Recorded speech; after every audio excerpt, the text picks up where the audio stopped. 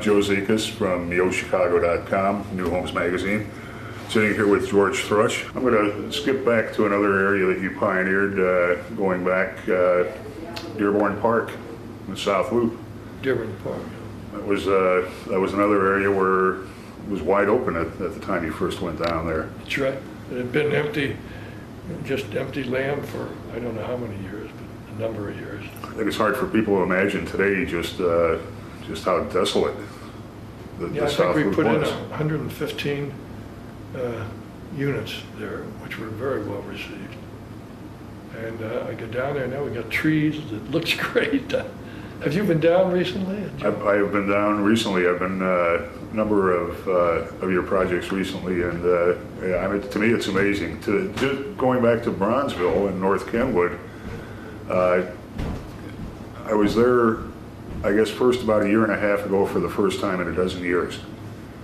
And when you hadn't been there in a while, the level of change is it's staggering. Unbelievable. I never would have believed that.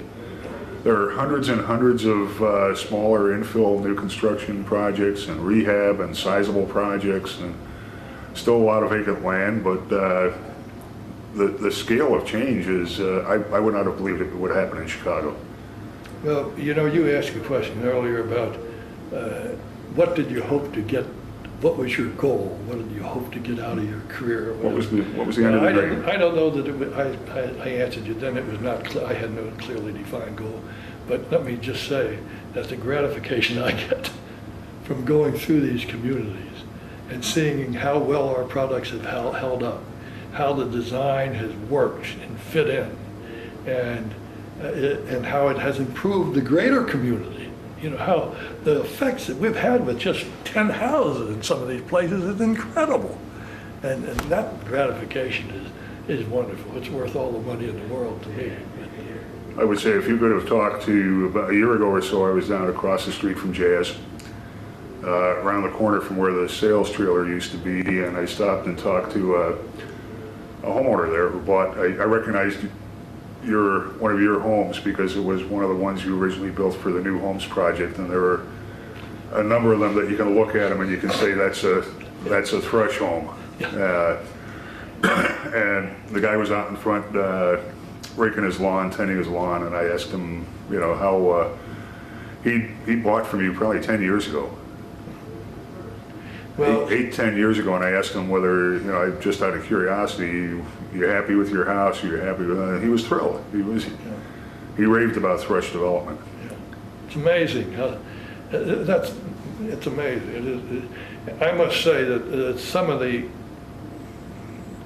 I hesitate to say this, but I must be honest and say that some of the design of some of those new homes for Chicago, I would have liked to have done over, you know, because we were under such tremendous cost pressures from the city, and we had to produce 3 bedrooms, 2 baths within a limitation.